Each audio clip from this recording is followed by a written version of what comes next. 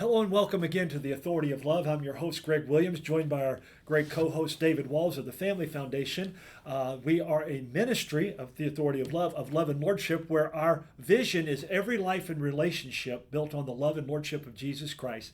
With that said, David, thanks for joining us again. Great to have you. Yeah, good to be here, Greg. Yeah. I got to say, I'm encouraged. I continue to get comments. You've said this before, but I continue to get comments. I got one yesterday, was out and about, and somebody said, really love what you and David are doing, the way you do it. And so I appreciate that, because not everybody does. I understand, it's okay, but we got to stand on what we know is truth. We do, and that's God's word. Thankful to the Lord for the platform and opportunity to talk about some important issues with you every Friday. Absolutely, love it. You always energize me, brother. So, and by the way, I've asked you the last 2 weeks because all the other schools started, but your kids finally went back to school this week after Labor Day, right? They did. We're back in the throes of it. So school started. We got soccer practice and all the joys, and they are joys. They are.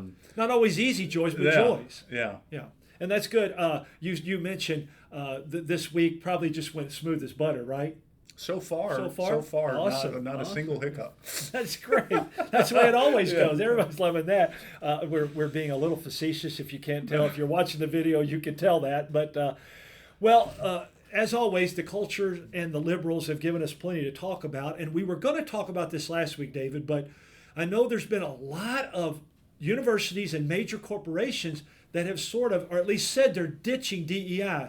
Tell us what's going on with that. Yeah, it's been in the news quite a bit. Again, DEI are these really discriminatory diversity, equity, and inclusion policies that we've unfortunately seen governments put in place, and a lot of universities in the school context, in the corporate context. Yes.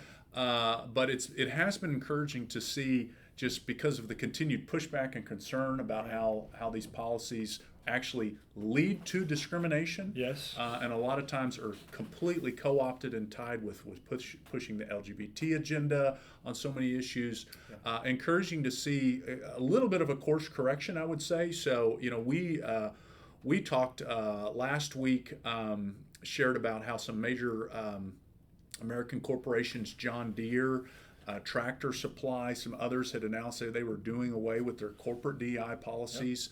That's certainly encouraging. A long way to go on that front. Right here in Central Kentucky. Yeah, well, the university has. Yeah, some big news here a week or maybe 2 weeks ago now. The University of Kentucky announced it was kind of getting rid of, shuffling their DEI policy, and I mean, encouraged by that. But the caution I have is that what we've seen a lot of times, some of these government-related entities or universities with some of these is just kind of rename these programs or move some of the folks into different departments, and so I continue to believe, the legislature got right to the finish line but didn't pass a bill to essentially to ban DEI in public universities this last session, to protect tax dollars from funding these things.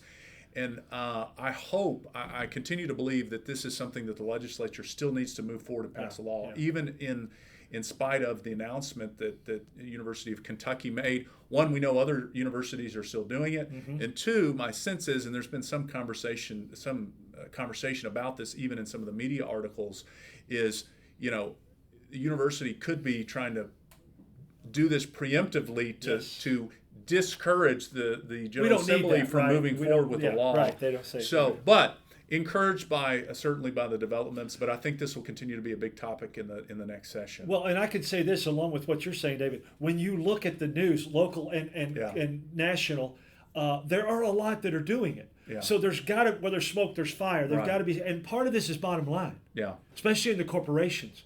They're seeing that. So we can think, I have to echo one thing you said. 1 Peter 5:8 says, most of us know it as your enemy roams around like a roaring lion seeking whom may devour. But there's a little phrase in front of that speaks to us, be alert and self-controlled. Yeah. So I think we do need, you make a great point, there might be a political issue here to say, let's get the legislature off our back.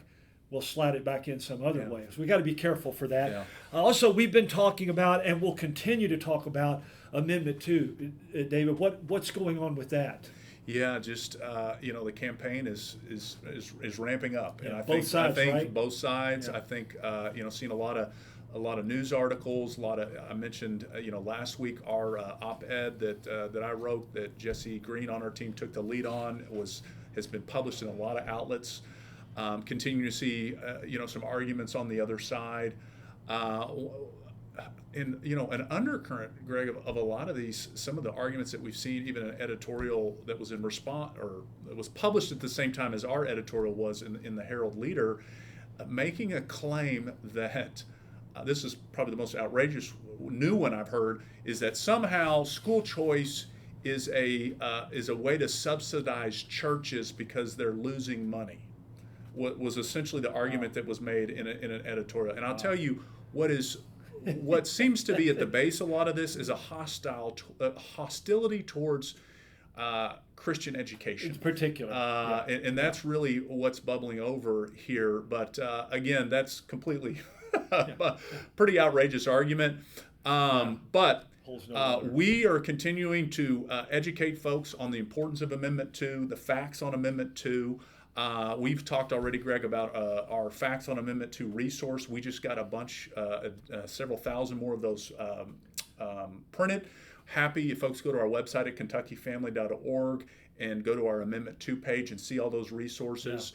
We're also if they want hard copies, printed, they can come by the office, or so you'll send them to them. Yeah, and then we're about to go to print, Lord willing, on our third quarter Kentucky Citizen. We'll be publishing that Amendment 2 resources in there, as well as a new editorial that Nick Spencer, our policy director, wrote about that. We'll have some other election resources in there as well. We're putting together a fact-based, issue-based presidential voter guide comparing former President Trump and Vice President Kamala Harris, doing some further breaking down of the record of the candidates.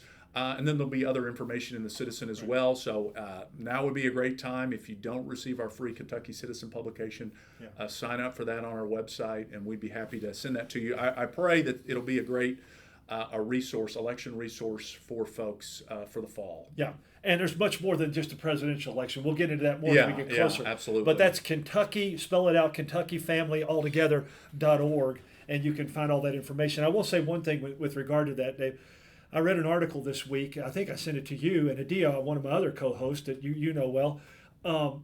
This is what happens when the government runs the schools, and then the judges make a decision. In New Hampshire, a judge actually decided for a school that was hiding the transgender transition from the parents and said they could do that. Yeah. Once again, it's taking control out of the parents' hands. Choice puts that back into the parents and the families, which is God's design. Absolutely. From Deuteronomy 6, right from the beginning. And that's ultimately what Amendment 2 is about. And if it was passed, it would open the door for the General Assembly to say we want to create a system in Kentucky where resources are freed up, or some portion of resources are freed up to follow the families and the students and to empower parents. That's what this is all about. And whoever does the best job gets the best results. Yeah. And that gives the opportunity for that. That's what we ought to be doing for our kids. Now, you mentioned the voter guide, the presidential campaigns. President Trump, and it's hard for us to do this because we think for the most part those policies and platforms are much more in line with what we think, but he's come out and made some concerning statements about reproductive rights. I got my air quotes going on here if you're not watching. Yeah, and I know the election's heating up. And we see candidates that want to think that they're draw voters in, but it has been incredibly concerning to see some of the comments that President Trump has made. Made some comments about the Florida's heartbeat law, and he said this before, saying it's too strict. There should be more weeks. Again, what are we talking about here? When we're talking about weeks, we're talking about stages of development of a human being. And, I continue to be thankful that our law here in Kentucky is even past, we protect all human life, not, even prior to 6 weeks.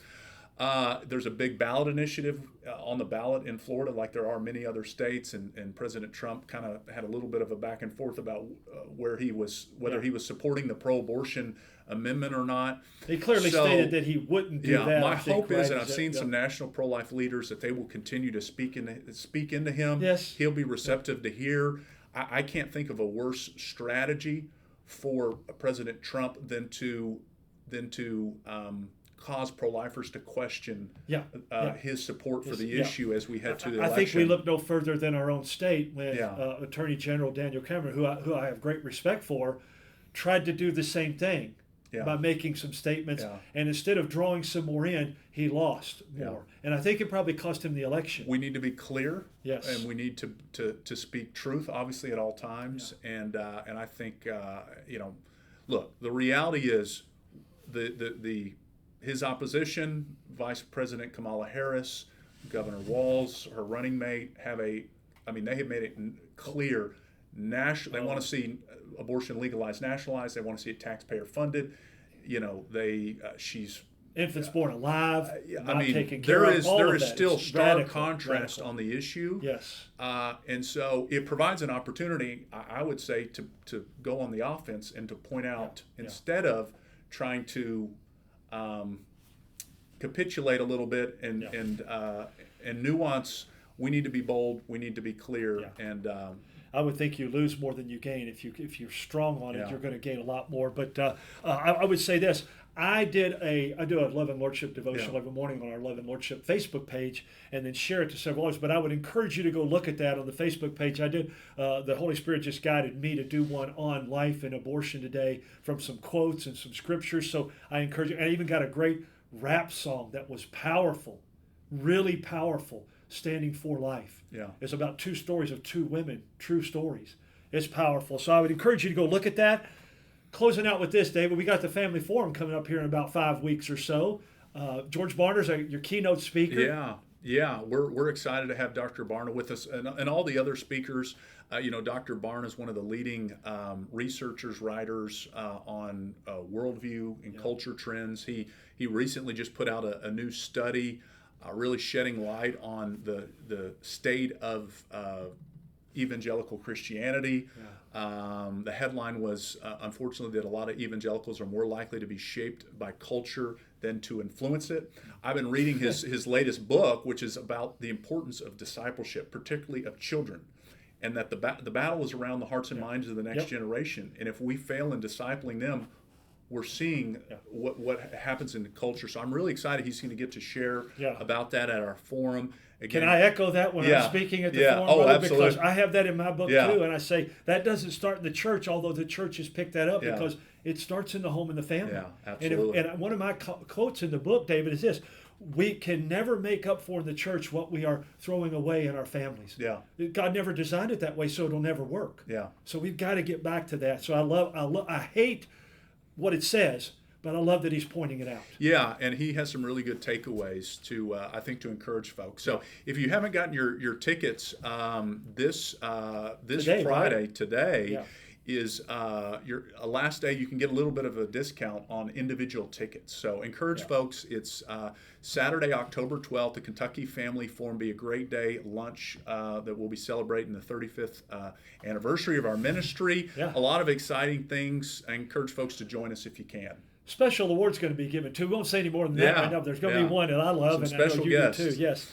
So, by the way, Kentucky Family, both of them all spelled out.org, and loveandlordship.com. You can find out more. Thank you for joining us. Thanks for your prayers. Thanks always to the Lord. Make it a great day in the love and lordship of Christ. Stay tuned at 12:45 for my good friend Greg Horn and Hope is Here. I'm Greg Williams with co-host David Walls, and you're listening to The Authority of Love.